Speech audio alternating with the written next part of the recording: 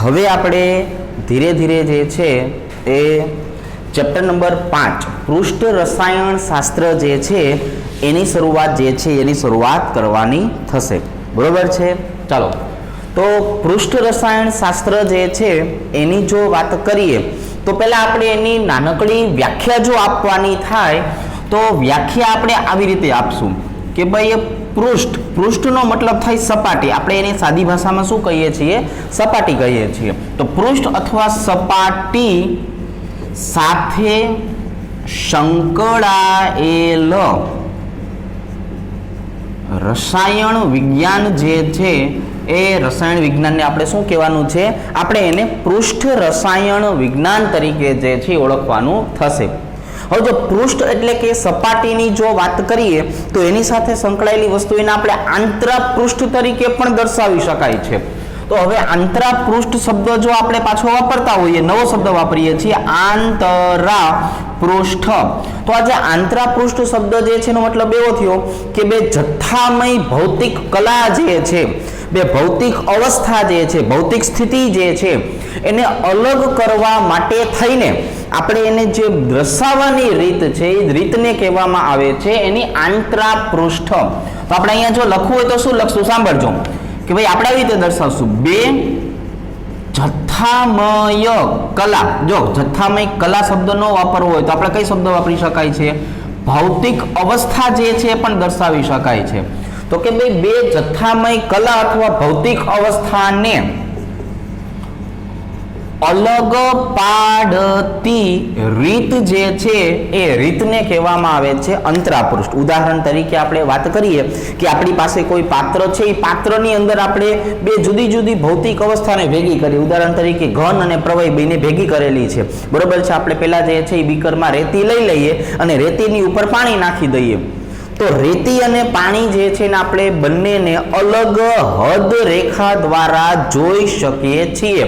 તો એ જે હદ રેખા જે છે એને સારી ભાષામાં આપણે આંતરપૃષ્ઠ તરીકે જે છે ઓળખાવી શકાય। તો આ બે ભૌતિક અવસ્થાને અલગ પાડવા માટેની જે રીત છે એને આપણે હાઇપર અથવા તો સ્લેશ વડા જે છે એ દર્શાવી શકીએ, અથવા આડી લીટી અથવા તો ઊભી લીટી દ્વારા દર્શાવી શકાય। જો આપણે દર્શાવીએ કે ભાઈ ભૌતિક સ્થિતિ જે છે એની જો આપણે વાત કરીએ તો ભૌતિક સ્થિતિને આપણે આવી રીતે દર્શાવી શકીએ કે એક આપણી પાસે ઘન છે અને બીજું આપણી સાથે કોણ છે? પ્રવાહી છે, ઘન અને પ્રવાહી। અથવા આ જ વસ્તુને આપણે નક્કી કરવું હોય તો આપણે સ્લેશ દ્વારા પણ દર્શાવી શકીએ, જેને આપણે શું કહેવાનું છે? ઘન અથવા તો પ્રવાહી। તો આ બંને જે છે એ એકબીજા સાથે સંકળાયેલા છે, એકબીજાની હદ રેખાથી આપણે એને અલગ કરવાની છે। પણ હવે આજે આપણે હદ રેખા શબ્દ બોલીએ છીએ કે નહીં, એ હદ રેખાને શું આપણે કહેવાનું છે? કાં તો આડી લીટી કહેવાનું છે, કાં તો ઊભી લીટી કહેવાનું છે, એ ભૌતિક સ્થિતિને નોખી પાડવાની રીત કહેવાનું છે, અને એને બહુ સારો શબ્દ જે છે એ કયો આપવાનો છે? આપણે આંતરપૃષ્ઠ તરીકે ઓળખાવાનું છે। શેના તરીકે ઓળખાવાનું છે? આંતરપૃષ્ઠ તરીકે। હવે આ બધી ચર્ચા જે છે એ આપણે જો કરતા હોઈએ એમાં આપણે એક વધારાનો શબ્દ ઉમેરશું, અધિશોષણ નામનો શબ્દ। કયો શબ્દ ઉમેરવાનો છે? અધિશોષણ નામનો શબ્દ। આ જે અધિશોષણ જે છે એને આપણે વ્યવસ્થિત શિષ્ટ રીતે જે છે એ સમજવાનું થશે। પણ એના પહેલા હવે આપણે જે આ ભૌતિક અવસ્થાઓ એકબીજા સાથે જે છે જોડાવાની છે, તો કોણ કોની સાથે જોડાઈ શકે એની આપણે ચર્ચા કરીએ તો ઘન પદાર્થ છે તો એના ઉપર પ્રવાહી પણ જોડાઈ શકે છે, એના ઉપર વાયુ પણ જોડાઈ શકે છે। તો આ જે જોડાવાની રીત જે છે એ રીત આપણે આ ચેપ્ટરની અંદર શીખવાની થશે। તો ટૂંકમાં પહેલા માહિતી આપી દઈએ કે આની અંદર આપણે સમજવાનું શું છે, તો કે આવી બે જુદી જુદી ભૌતિક અવસ્થાઓ જે છે, ભૌતિક સ્થિતિ જે છે એને આપણે એકબીજા સાથે જે છે એ સાંકળવાનું છે। બસ એ સાંકળવાને આપણે જ્યારે હમણાં અધિશોષણ શબ્દ સાથે લઈ જશું। તો હવે આપણે જે છે આ આંતરપૃષ્ઠ જે છે એટલે કોઈ બે ભૌતિક રાશિને એકબીજા સાથે અધિશોષણ કરાવવું હોય તો એને જે છે એ શૂન્યાવકાશની આપણે વાત કરીએ તો અહીંયા આપણને આ રીત જે છે એ સૌથી વધારે પ્રમાણમાં જોવા મળે છે, બરોબર છે। તો આ અધિશોષણની પ્રક્રિયા જ્યારે શૂન્યાવકાશમાં કરવામાં આવતી હોય છે ત્યારે આપણને એનું 100% પરિણામ જે છે એ મળતું હોય છે। પણ એના માટે જો આપણે અધિશોષણ શબ્દ થોડીક જ વારમાં તમને સમજાવીએ છીએ વ્યવસ્થિત રીતે, પણ અત્યારે એક માહિતી આપી દઉં કે અધિશોષણ જે છે આ પ્રક્રિયા સમજવા માટે આપણે શેની જરૂર પડવાની છે? શૂન્યાવકાશ જે છે એ શૂન્યાવકાશની જરૂર પડશે. શૂન્યાવકાશ કરવા માટે થઈને આપણે એક બંધ નળી લેશું અને એ જે બંધ નળી જે છે એની અંદરનું જે દબાણ છે વાયુઓને આપણે જે છે શું કરવાનું છે? સેક્શન પંપ દ્વારા જે છે એ શોષી લેવાનું છે. બરોબર છે. પાછી ફૂંક ખેંચતો હોય એવો પંપ આને કહેવામાં આવે છે સક્શન પંપ. એ સક્શન પંપ એટલે પાછી ફૂંક લેતો હોય એના દ્વારા તમે જે છે ખેંચી લેશો એટલે અંદરની બાજુ જેટલા પણ વાયુઓ વધારાના આવેલા હશે જે આપણે ઈચ્છિત નથી, આપણે નથી જોતા, નકામી વસ્તુ છે, તો એ નકામી વસ્તુને ખેંચી લેવા માટે શેની જરૂર પડશે? સક્શન પંપની જરૂર પડશે. અને ત્યાર પછી આની અંદર 10⁻8 થી લઈને 10⁻9 પાસ્કલ જે છે એ પાસ્કલ જેટલું જ દબાણ હશે. આને કહેવામાં આવે છે ખૂબ જ નીચું દબાણ. એનો મતલબ કે હવે આની અંદર કોઈ જ પ્રકારના વધારાના વાયુઓ જે છે એનો સમાવેશ થતો નથી. અને આવા સમયે મૂળભૂત રીતે આપણો આ જે ઘન પદાર્થ જે છે એ મૂળભૂત રીતે ઘન પદાર્થ પોતાની સપાટી ઉપર બીજા કોઈ પણ પ્રકારના વાયુ અથવા પ્રવાહીના ઘટકો જે છે એ બંને વચ્ચે ચોંટવાની જે પ્રક્રિયા છે એને કહેવામાં આવે છે અધિશોષણ. તો એનો મતલબ એવો થયો કે આટલે આપણે જે ચર્ચા કરી એની અંદર આપણે જે છે પૃષ્ઠ અથવા સપાટી સાથે સંકળાયેલા રસાયણ વિજ્ઞાનને નામ શું આપવાનું છે? પૃષ્ઠ રસાયણ વિજ્ઞાન નામ આપવાનું છે. અંતરા પૃષ્ઠની જો આપણે વાત કરીએ તેનો મતલબ શું થયો કે બે જથ્થામય અથવા ભૌતિક અવસ્થાને અલગ પાડવા માટેની રીત આપણે દર્શાવવાની છે. ભૌતિક સ્થિતિની વાત કરીએ તો આપણે બે રીતે દર્શાવી શકાય, ઘન પ્રવાહી, ઘન પ્રવાહી. આડી લીટી દ્વારા અથવા તો આપણે એને ઊભી લીટી સ્લેશ દ્વારા પણ દર્શાવી શકાય. અને અધિશોષણની પ્રક્રિયા સમજવા માટે 100% સમજવાની હોય ત્યારે આ વૈજ્ઞાનિક પદ્ધતિ કહેવાય, વ્યવહારુ પદ્ધતિ કહેવાય નહીં. વ્યવહારુ પદ્ધતિમાં ક્યારેય આપણને કોઈ પણ પ્રક્રિયા 100% જે છે એ જોવા મળતી હોતી નથી. બરોબર છે. આદર્શ પરિસ્થિતિની જો આપણે વાત કરીએ તો અધિશોષણ તમે શૂન્યાવકાશ જે છે એ શૂન્યાવકાશમાં કરી શકો છો. અને શૂન્યાવકાશમાં અધિશોષણ કરવા માટે કેટલા દબાણની જરૂર પડવાની છે સાંભળજો. 10⁻8 થી લઈને 10⁻9 પાસ્કલ જેટલું. આ સમયે તમામ પ્રકારની અશુદ્ધિ શોષાઈ ગઈ છે એવું આપણે ધારી લેવાનું છે.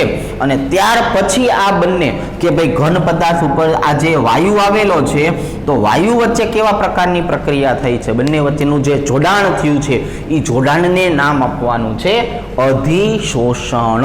તો આ જે જોડાણની પ્રક્રિયા જે છે એને આપણે અધિશોષણ તરીકે જે છે એ દર્શાવવાનું થશે. તો હવે આપણે જે છે શું દર્શાવ્યું છે તો કે હવે આપણે જે છે એ આ અધિશોષણની પ્રક્રિયાની જો વાત કરીએ તો એના જુદા જુદા પ્રકારના પ્રકારો આવશે. તો હવે આપણે એવા જુદા જુદા પ્રકારના જે પ્રકાર જે છે એ પ્રકારને પણ સમજવાનું થશે. બરોબર છે. તો હવે આપણે જે છે એ બોર્ડ નંબર 2 જે છે એની અંદર આનું જે છે એ હવે આપણે પ્રકાર જે છે એ પ્રકારને સમજીએ.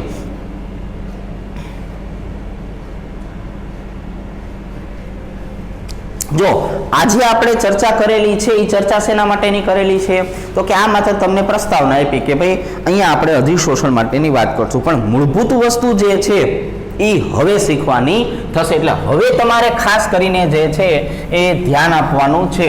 હવે જે કંઈ પણ વસ્તુ આવે છે એના આધારે આખું આપણે ચેપ્ટર જે છે એ ચેપ્ટર ભણવાનું થશે. તો હવે આપણે પેલું જે છે કામ શું કરીએ છીએ? અધિશોષણ જે છે એ અધિશોષણના જુદા જુદા પ્રકારો, એની સાથે સંકળાયેલા ઘટકો, આ તમામની ચર્ચા જે છે એ અત્યારે કરવાની છે. આ બધું આપણે ક્યાં કરવાનું છે? બોર્ડ નંબર 2 માં. ચાલો અહીંયા લખી નાખીએ છીએ પેજ નંબર 2. જો હવે આપણી પાસે જે છે એ પેલો ઘટક જે છે એ આવવાનો છે અધિશોષક. જો શબ્દ શું છે? અધિશોષક. બીજો જે શબ્દ આપણે શીખવાનો છે એને કહેવાનું છે અધિશોષિત. ત્રીજો આ બેનો સરવાળો જેને કહેવાનું છે અધિશોષણ. બરાબર છે. ચોથો આપણે જે શબ્દ શીખવાનો છે એ શીખવાનો છે અવશોષણ. પાંચમો જે શબ્દ શીખવાનો છે એ છે અપશોષણ, બરાબર છે। અને છઠ્ઠો શબ્દ જે છે એ શીખવાનો છે એ છે માત્ર શોષણ। તો જો હવે આ 6 શબ્દો જે છે, છઠ્ઠો શબ્દ આથી કરીને આપણે બનાવેલો છે। મૂળભૂત રીતે આપણે આવા 5 જ પ્રકાર જે છે એ શીખવાના થશે। હવે આપણે આ વસ્તુ જે છે એને સમજાવવાની વાત છે। તો જો વસ્તુને સમજાવવા માટે થઈને જો આપણે વાત કરીએ તો પહેલા આપણે ચર્ચા કરવી છે અધિશોષકની। તો કોઈ પણ એવો પદાર્થ કે જેની સપાટી ઉપર આપણે કોઈ પ્રક્રિયા કરાવી શકીએ અથવા જેની સપાટી ઉપર કોઈ બીજો પદાર્થ આવીને ચોટે છે, તો એ જે પદાર્થ જે સપાટી પૂરી પાડે છે ચોટવા માટેની, એને કહેવામાં આવે છે અધિશોષક। તો ઉદાહરણ તરીકે આપણે નિકલ ધાતુના સ્ફટિકની વાત કરીએ। જો અહીંયા આપણે જોવા જઈએ તો અહીંયા આપણી પાસે આ કોણ આવેલું છે, તો કે આ આવેલું છે નિકલ ધાતુનો સ્ફટિક છે। તો નિકલ ધાતુનો સ્ફટિક શું કરશે, સપાટી પૂરી પાડશે। એનો મતલબ આ ઘટક ચોંટાવનાર ઘટક છે, આની સપાટી ઉપર બીજા કોઈ ઘટક આવીને ચોંટવાના છે, એટલા માટે આ ઘટક છે એટલે ને આપણે નામ આપવાનું છે અધિશોષક। અધિશોષક, અધિ શબ્દનો મતલબ થવાનો છે સપાટીની ઉપરનો ભાગ। ફોર એક્ઝામ્પલ આ મારી હથેળી જે છે, તો હથેળી જે છે ને આપણે શું કહેશું, તો કે આ એની સપાટીનો ભાગ થયો।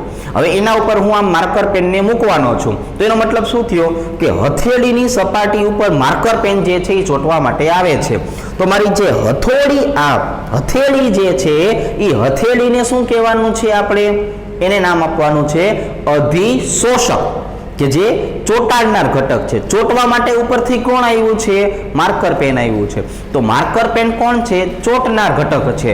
એટલા માટે થઈને હવે આપણે ઉદાહરણ બદલીએ। અહીંયા આપણે એવું કહીએ કે આપણી પાસે એમોનિયા વાયુના જે છે એ ઘટક જે છે એ આની સપાટી ઉપર જોડાવા માટે આવે છે। આવી રીતે જો સપાટીની ઉપર જ થયું ને, એટલા માટે અહીંયા આપણે નામ શું આપી દઈએ છીએ, એમોનિયા। NH3 ઘટક જે છે એ ઉપરથી શું આવ્યો, ચોંટવા માટે આવ્યો છે। તો એમોનિયાને હવે આપણે નામ આપવાનું છે અધિશોષિત। એને આપણે શું નામ આપવાનું છે, અધિશોષિત નામ આપવાનું છે। તો એનો મતલબ જે છે એ શું થઈ ગયો કે એક એવો ઘટક કે જે ચોંટાવનાર છે, તો એને આપણે શું નામ આપવાનું છે, અધિશોષક। બીજો ઘટક જે છે ને શું નામ આપવાનું છે, અધિશોષિત। તો હવે આપણી પાસે જો બે શબ્દ જે છે આવી ગયા, એક અધિશોષક આવી ગયો, બીજો અધિશોષિત આવી ગયો। હવે આ અધિશોષક અને અધિશોષિત દ્વારા જે પ્રક્રિયા થાય છે એ પ્રક્રિયાને કહેવામાં આવે છે અધિશોષણ। તો અધિશોષક એ ઘટક છે, અધિશોષિત એ પણ એક ઘટક છે, જ્યારે અધિશોષણ એક પ્રક્રિયાનું નામ છે। તો હવે આપણે અધિશોષણની પ્રક્રિયા લખવી હોય તો શું કહેવાય, તો કે જ્યારે અધિશોષકની સપાટી ઉપર બહારથી અધિશોષિતના અણુ આવી અને જોડાય છે, પોતાની સપાટી જે છે એ સપાટીમાં વધારો કરે છે, પોતાની સંખ્યામાં વધારો કરે છે અને એની સાંદ્રતા જે છે એ સાંદ્રતા વધે છે, આવી પ્રક્રિયાને અધિશોષણ પ્રક્રિયા કહે છે। આવી પ્રક્રિયાને શું કહેવાય, અધિશોષણ પ્રક્રિયા। તો જો 3 શબ્દની ચર્ચા આપણે એક સાથે કરી છે, બરોબર છે। ફરીથી એક વખત આપણે નામ લખી નાખીએ। અહીંયા કોણ આવશે, અધિશોષક, જેની સપાટી ઉપર અધિશોષણની પ્રક્રિયા થાય છે તે કોણ હતો, તો કે ભાઈ નિકલ ધાતુનો સ્ફટિક હતો। બીજા નંબરે આપણે કોને લેવાના છે, અધિશોષિત લેવાનું છે। અધિશોષિત એટલે કોણ, જે બહારથી આવે છે તે, ઈ ઘને હોય ઈ પ્રવાહી પણ હોય, એટલે એને આપણે શું નામ આપવાનું છે, એમોનિયા વાયુ નામ આપવાનું છે। અને આ બંનેના કારણે જે છે, બંનેનો સરવાળો તમે કરો અને જે જવાબ આવે છે એને કહેવામાં આવે છે અધિશોષણની પ્રક્રિયા। અત્યારે હું તમને જે છે એ અધિશોષણ વિશે ટૂંકમાં કહી દઉં, બરોબર। તો અધિશોષણની મૂળભૂત રીતે વ્યાખ્યા શું થાય, જ્યારે કોઈ ઘન અધિશોષક પર વાયુ અથવા પ્રવાહી અધિશોષિતના અણુઓ આકર્ષિત થાય, એની સાથે જોડાય, એની સાંદ્રતામાં વધારો કરે, તો આવી પ્રક્રિયાને અધિશોષણ તરીકે ઓળખવામાં આવે છે. પહેલા નિકલ ધાતુનો ટુકડો હતો તો કે હા, બહારથી એક એમોનિયાનો અણુ આવ્યો તો કે હા, એની સાથે જોડાણો તો કે હા, અને પછી બીજા એના જેવા વધારાના એમોનિયાના અણુઓ આવીને જોડાવા માંડ્યા. તો એ જે અણુ આવીને જોડાવાના જે છે એટલે આપણે એને અધિશોષિત તરીકે ઓળખાવાનું છે. એટલે આપણી પાસે 1, 2 અને 3 શબ્દોની સમજણ જે છે એ આવી ગઈ. હવે આપણે ચર્ચા જે છે એ શું કરવી છે? અવશોષણની ચર્ચા કરવી છે. જો અવશોષણની ચર્ચા કરવા માટે આપણે એક જે છે એ પાત્ર લઈ લઈએ. આ બધા વ્યવહારુ ઉદાહરણ છે. આ 100% પ્રક્રિયા આપતા હોય નહીં. હવે તમે સમજો, આ આપણી પાસે એક સરસ મજાનું પાત્ર છે. પાત્રની અંદર આપણે જે છે એ શું કરી નાખ્યું છે? તો કે પાત્રની અંદર આપણે પાણી ભરી લીધું છે. શું ભરી લીધું છે? પાણી ભરી લીધું છે. આવી રીતે હવે આ જે પાણી ભરેલું પાત્ર જે છે આની અંદર આપણે એક ડનલોપનો ટુકડો નાખીએ. ડનલોપ એટલે સોફામાં હોય ને, પોચું પોચું લાગે, એ જે ડનલોપ હોય કે નહીં, એને સ્પંજ આપણે જેને કહીએ છીએ. સ્પંજ સારો શબ્દ છે, બરોબર? તો અહીંયા આપણે જે છે શું કરવું છે? તો કે એક સ્પંજનો ટુકડો જે છે એ આ પાણીની અંદર જે છે એ નાખીએ. હવે તમને ખબર છે કે એ જે સ્પંજ જે છે, ગાદી જેવો ભાગ જે છે, પોચો પોચો ભાગ જે છે, એ શું કરશે? ધીરે ધીરે પોતાની સપાટીની અંદર જે છે એ પાણીના અણુઓ જે છે એને શોષતો રહેશે. જો સમજો, આપણે શબ્દ કયો બોલ્યા, ફરીથી એક વખત સાંભળવાનું વ્યવસ્થિત, કે પાણી ભરેલા પાત્રની અંદર સ્પંજનો ટુકડો નાખ્યો છે. તો હવે સ્પંજ પોતાની સપાટીની અંદર પાણીના અણુઓને શોષે છે. તો આ પ્રક્રિયા ક્યાં થઈ? સપાટીની અંદરની બાજુએ થઈ. એટલા માટે આ જે પ્રક્રિયા છે એને નામ આપવાનું છે અવશોષણ. અહીંયા જે છે એ વહાણનો વ આવશે. ઓલું આપણે શું શીખ્યા? અધિશોષણ. એટલે સપાટીની ઉપર થાય તો અધિશોષણ, સપાટીની અંદર થાય તો આપણે શું નામ આપવાનું છે? અવશોષણ. તો હવે આપણે જે છે આને ઓળખાણ કરાવી દઈએ. જો કે આ જે સ્પંજ જે છે, અહીંયા હું લખી નાખું છું, આ જે સ્પંજ જે છે એ શેના તરીકે વર્તે? અધિશોષક તરીકે. જો એ તો અધિશોષક થઈ ગયો. આ અંદરની બાજુએ કોણ ગયું હતું? પાણી ગયું હતું. તો પાણી શેના તરીકે વર્તવાનું છે? અધિશોષિત તરીકે. એટલે પાણી જે છે એ શું થઈ જવાનું? અધિશોષિત. તો અધિશોષણ સપાટીની બહાર થતી પ્રક્રિયા. સપાટીની અંદર થતી પ્રક્રિયા હોય તો કોણ થઈ જશે? સપાટીની અંદર થતી પ્રક્રિયા હોય તો આપણે જે છે ને નામ આપવાનું છે અવશોષણ. એટલે આપણી પાસે 1, 2, 3 અને 4 શબ્દ જે છે એની માહિતી જે છે એ માહિતી આવી ગઈ છે. હવે આપણે વાત કરવાની છે અપશોષણ વિશે. શેની વાત કરવાની છે? અપશોષણ. તો અપશોષણનો મતલબ શું થયો? તો કે ભાઈ એનો મતલબ એવો થયો કે અધિશોષક અને અધિશોષિતને છૂટા પાડવાની પ્રક્રિયા. જો ફરીથી એક વખત કે ભાઈ અધિશોષક અને અધિશોષિત એ એકબીજા સાથે જે જોડાઈ ગયા હતા એટલે પ્રક્રિયા થઈ ગઈ.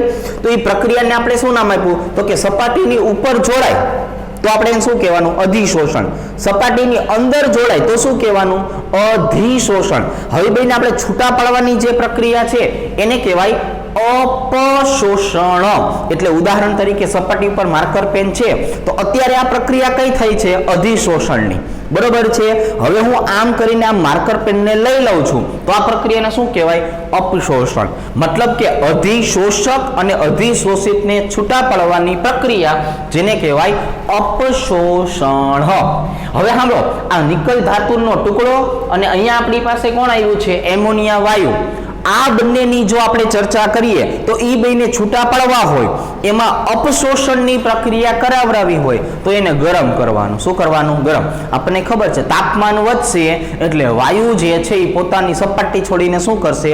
ઉડવા મળશે. એ નિકલનો ટુકડા ઉપરથી શું કરશે? ઉડવા મળશે. ગરમ કરશું તો આને આપણે કહેવામાં આવે છે અપશોષણની પ્રક્રિયા. હવે આ સ્પંજવાળી પ્રક્રિયાને આપણે સમજવી હોય તો શું કહેવાય?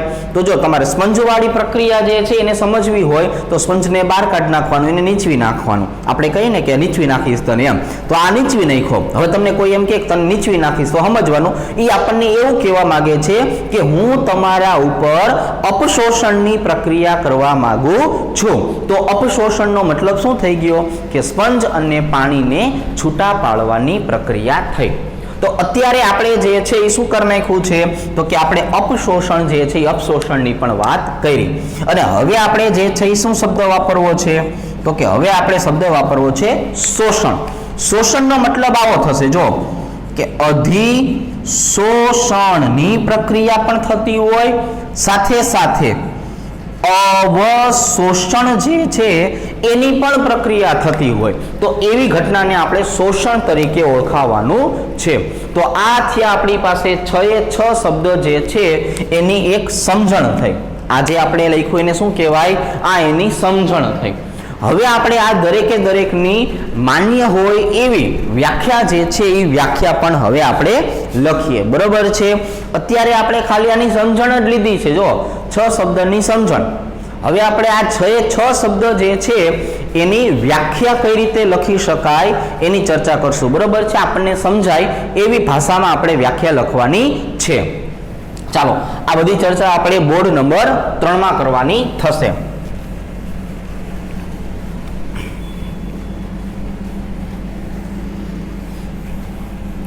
ધીરે ધીરે બધી વસ્તુ જે છે એ આપણે સમજતા રહેશું. બરોબર છે? સાંભળવાનું તમારે બધું.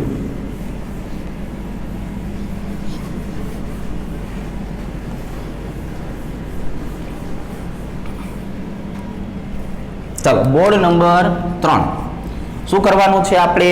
તો કે આપણે જે છે એક કામ કરવાનું છે, આજે 6 શબ્દ શીખા કે નહીં એની વ્યાખ્યા લખતા જઈએ. ચાલો પેલો શબ્દ જે છે એ કયો શીખાતા આપણે? અધિશોષક. જો અધિશોષક એટલે શું? તો આપણે એની વ્યાખ્યા આવી રીતે આપશું કે જે ઘન પદાર્થ અથવા પ્રવાહી, ઘણી વખત પ્રવાહી જેલ સ્વરૂપે હોય. કયા સ્વરૂપે હોય? જેલ સ્વરૂપે. એની ઉપર પણ જે છે એ કોઈ ઘટક જે છે એનું અધિશોષણ થતું હોય. બરોબર છે? આપણે કોઈ ઘન પદાર્થ લઈએ એના ઉપર જેલ લગાવી દઈએ તો ઘન ઉપર જેલ લાગ્યું એ અધિશોષણ થયું. પણ જેલ ઉપર પાછો કોઈ ત્રીજો પદાર્થ લાગે એને પણ અધિશોષણ જ કહેવાય. એટલે આપણે પ્રવાહી શબ્દ વાપરવો પડે. તો કે જે ઘન પદાર્થ અથવા પ્રવાહી ની સપાટી પર અધિશોષણ પ્રક્રિયા થાય છે એ ઘટકને શું કહેવામાં આવે છે? એ ઘટકને આપણે કહેવામાં આવે છે અધિશોષક. ઉદાહરણ તરીકે આપણે વાત કરીએ ક્રિકેટની પીચ જે છે તો એ પીચ જે છે એ શું કરે છે? પોતાની સપાટી ઉપર જે છે ક્રિકેટ રમવા દે છે. તો એનો મતલબ એવો થયો કે ક્રિકેટની પીચ શેનું કામ કરે છે? એ ક્રિકેટની પીચ જે છે એ ઘન અધિશોષકનું કામ કરે છે. હાલો હવે બીજા નંબરની વાત કરીએ. બીજા નંબરે આપણે શબ્દો કયો વાપરવો છે? અધિશોષિત. હવે જો અધિશોષિતની વાત કરીએ તો આપણે આવી રીતે દર્શાવશું કે જે પ્રવાહી અથવા વાયુ, જો બંને હોઈ શકવાના ને, કે પ્રવાહી પણ જોડાઈ શકે છે, વાયુ પણ જોડાઈ શકે છે, કે જે પ્રવાહી અથવા વાયુનું ઘન અથવા અહીં આપણે લખીએ કે જે પ્રવાહી અથવા વાયુનું સપાટી પર અધિશોષણ થવાનું છે તે ઘટકને કહેવામાં આવે છે અધિશોષિત. જો જે પ્રવાહી અથવા વાયુનું સપાટી પર શું થવાનું છે? અધિશોષણ થવાનું છે, તેને આપણે નામ આપવાનું છે અધિશોષિત. ત્રીજા નંબરે કોણ આવવાનું છે? ત્રીજા નંબરે આવે છે અધિશોષણની પ્રક્રિયા. હવે જો પ્રક્રિયાની વાત કરશું તો આપણે દર્શાવશું આવી રીતે કે જ્યારે ઘન અથવા તો હવે આપણે ખબર પડી ગઈ છે ઘન અથવા પ્રવાહી પદાર્થને શું કહેવાય? અધિશોષક કહેવાય. તો કે જ્યારે અધિશોષકની સપાટી પર અધિશોષિતનું જોડાણ થાય છે તે પ્રક્રિયાને, જો આપણે શું શબ્દ વાપરીએ છીએ, જે અધિશોષકની સપાટી પર અધિશોષિતનું જોડાણ થાય છે તે પ્રક્રિયા જે છે, પ્રક્રિયાને શું કહેવામાં આવે છે? અધિશોષણ પ્રક્રિયા કહેવામાં આવે છે. હવે આપણે જે છે એ ચોથા નંબરની વ્યાખ્યા જે છે એ લખીએ. તો ચોથા નંબરની વ્યાખ્યા જે છે એ શું થવાની છે? તો એને આપણે નામ આપશું અવશોષણ. શું નામ આપવાનું છે? અવશોષણ. તો જો અહીંયા આપણે આ રીતે લખાવશું કે જ્યારે અધિશોષકની સપાટીની અંદર, અહીંયા કયો શબ્દ આવે છે? અંદર. અહીંયા શબ્દ આવે છે પર. સપાટીની અંદર અધિશોષિતનું જોડાણ થાય છે તે પ્રક્રિયાને, એને શું કહેવામાં આવે છે? એને આપણે નામ આપવામાં આવે છે અવશોષણ. બરાબર, એને આપણે શું નામ આપવામાં આવે છે? અવશોષણ જે છે એ અવશોષણ તરીકે ઓળખાવી શકાય છે. બરાબર છે. ચાલો હવે આપણે જે છે એ પાંચમા નંબરની વ્યાખ્યા જે છે એ શીખીએ, જેને શું નામ આપવાનું છે? અપશોષણ. એને શું નામ આપવાનું છે? અપશોષણ જે છે નામ આપવાનું છે. તો અપશોષણ એટલે શું થઈ જશે? તો કે ભાઈ અધિશોષણ અથવા તો અવશોષણ. જો બે થયું ને, સાંભળજો, અધિશોષણ છે, અપશોષણ છે. અધિશોષણ કે અપશોષણ પામેલ અધિશોષક અને અધિશોષિતના ઘટકોને છૂટા પાડવાની પ્રક્રિયાને શું કહેવામાં આવે છે? અપશોષણ કહે છે. બેને નોખા પાડવાની વાત છે આમાં.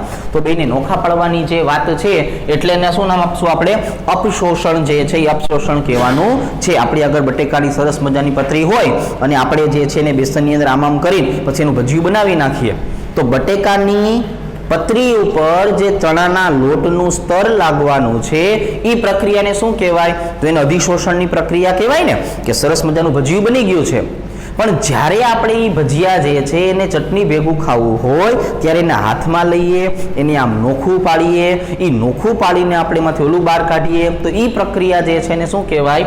અપશોષણ કહેવાય. અથવા જે છે એ ઘણી વખત એવું થતું હોય કે મરચાનું આવી ગયું હોય, તો મરચા બધા ન ભાવતા હોય, તો એ મરચાનું ભજીયુંને શું કરે કે ઉપરથી ચણાના લોટની પોપડીને કાઢી નાખે, વચ્ચેથી મરચું જે છે નોખું પાડી દે. તો એ જે નોખા પાડવાની પ્રક્રિયા જે છે એને શું કહેવામાં આવે છે? એને અપશોષણ તરીકે ઓળખાવવામાં આવે છે. અને છઠ્ઠી વ્યાખ્યા આપણે કઈ લખવાની છે? તો કે છઠ્ઠી વ્યાખ્યા લખવાની છે શોષણ. તો શોષણ આપણે તો સાદી ભાષામાં શું શીખ્યા છીએ? તો કે ભાઈ આપણે લખી નાખશું આવી રીતે કે અધિશોષણ વત્તા અવશોષણ. એની કોઈ વ્યાખ્યા જે છે આપણે આપવી નથી. અધિશોષણ વત્તા અવશોષણ એને આપણે જે છે નામ આપવું છે શોષણ. હવે આપણે જે છે એ આનો મતલબ જે છે આવી રીતે પણ સમજી શકાય. જો સમજો કે આપણી પાસે આ જે બોક્સ છે એને શું કહેશું આપણે? તો કે આને આપણે કહેવાનું છે ઘન અધિશોષક. અને એ ઘન અધિશોષકની ઉપર આજે આપણે દર્શાવીએ છીએ કે વાયુ અથવા પ્રવાહીના ઘટકો સપાટીની ઉપરની બાજુએ જે છે એ જ્યારે જોડાણ કરે છે, તો આ સપાટીની ઉપરની બાજુનું જે જોડાણ છે ને એને શું નામ આપવાનું છે? એને આપણે નામ આપવાનું છે અધિશોષણ પ્રક્રિયા. હવે આપણે બીજી વસ્તુ દર્શાવીએ કે આપણી પાસે એક એવું ને એવું બીજું પણ પાત્ર છે, પણ આ વખતે અધિશોષિતના ઘટકો જે છે એ શું કરે છે? તો કે આ વખતે આ અધિશોષિતના ઘટકો જે છે એ સપાટીની અંદરની બાજુએ જે છે જોડાણ કરે છે. હવે જો અંદરની બાજુએ જોડાણ કરતા હોય તો આને નામ આપવામાં આવે છે અવશોષણ. તો નામ શું આપશું આપણે એને? અવશોષણ નામ જે છે એ આપશું. અને હવે આપણે જે છે એ અહીંયા દર્શાવી દઈએ ફરીથી પાત્ર, અને એની સપાટીની ઉપર પણ અને સપાટી જે છે એની અંદર પણ જો આવા પ્રકારના ઘટકો જે છે એ જોડાયેલા જોવા મળતા હોય તો આપણે આને જે છે શેના તરીકે ઓળખાવાનું છે? તો આપણે આને ઓળખાવાનું છે શોષણ તરીકે. તો અત્યાર સુધીમાં આપણે જે કંઈ પણ વસ્તુ શીખ્યા એ માત્ર આવા 6 શબ્દ શીખ્યા, 6 શબ્દનો મતલબ શીખ્યા, અને 6 શબ્દ જે છે એની વ્યાખ્યા જે છે પણ દર્શાવેલી છે. બરોબર. તો હવે આપણે જે છે શું કરીએ, આવાના થોડાક એવા ઉદાહરણ જે છે ઉદાહરણ જોઈએ કે અધિશોષણ દર્શાવતા કયા કયા આપણી પાસે ઉદાહરણ જે છે એ ઉદાહરણ હોઈ શકે છે. તો હવે હું અધિશોષણ દર્શાવતા ઉદાહરણ જે છે એ તમને સમજાવું છું. એ બધું આપણે ક્યાં કરશું? બોર્ડ નંબર 4 ઉપર કરવાનું થશે. ચાલો.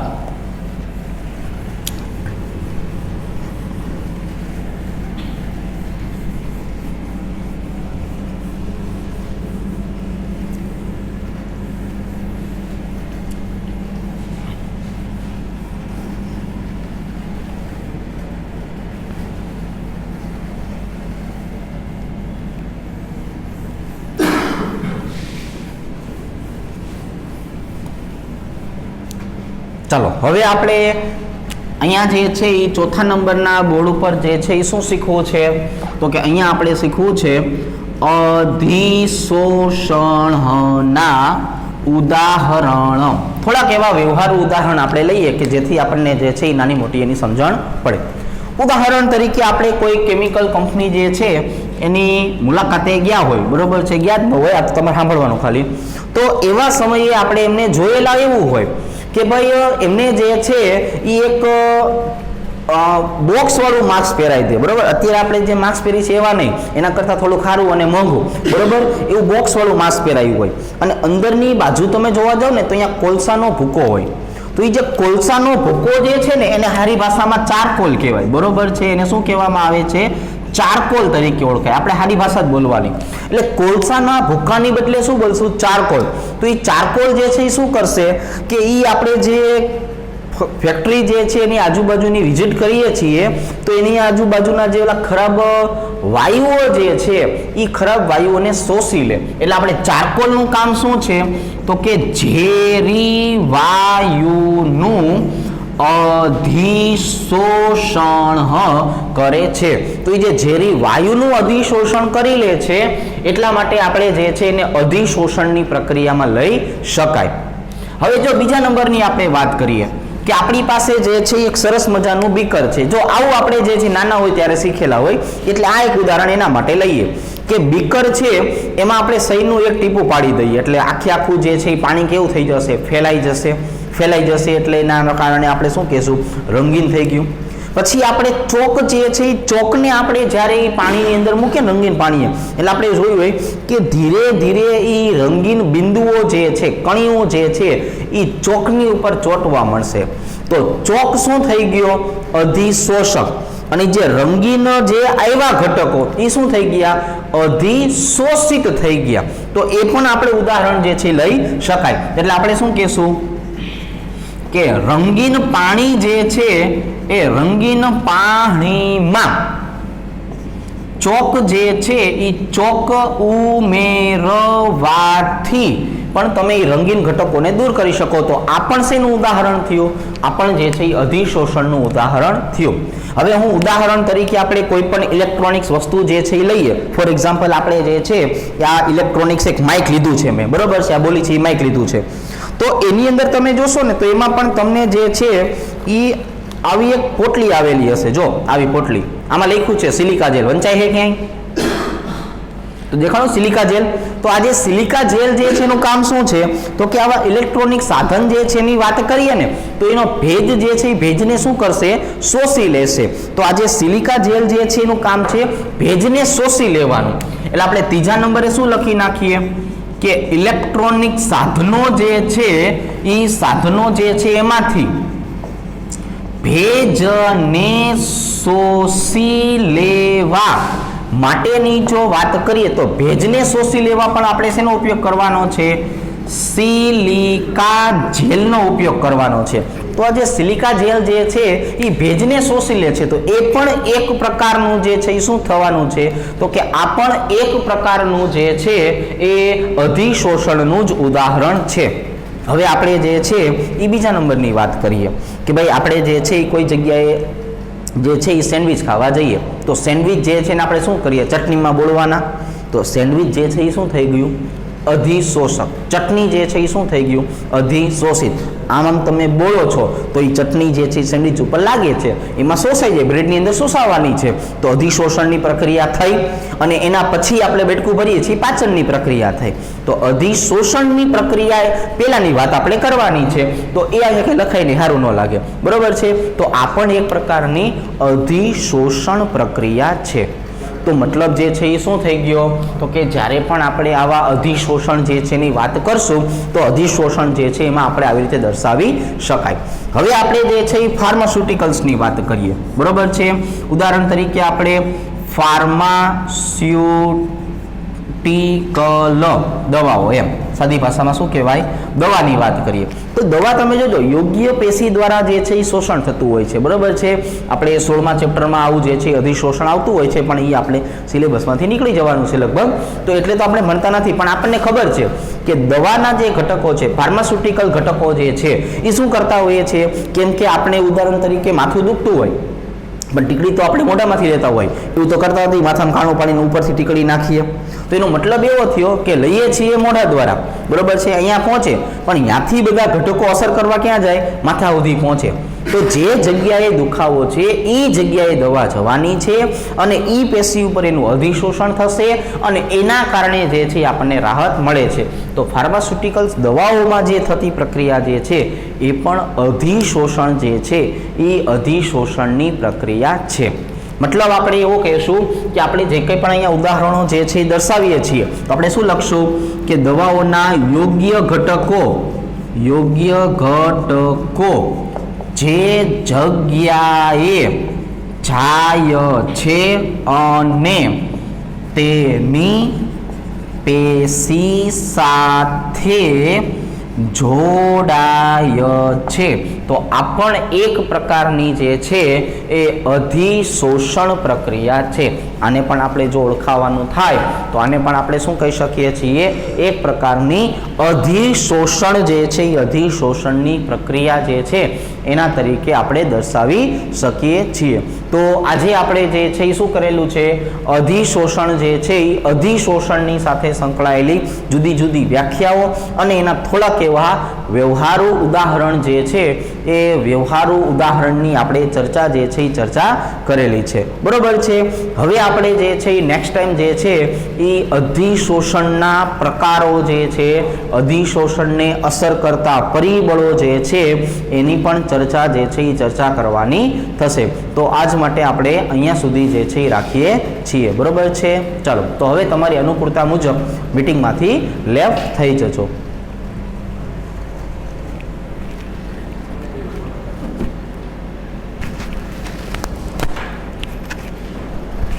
બરોબર, 40 મિનિટ તો બરોબર નહીં?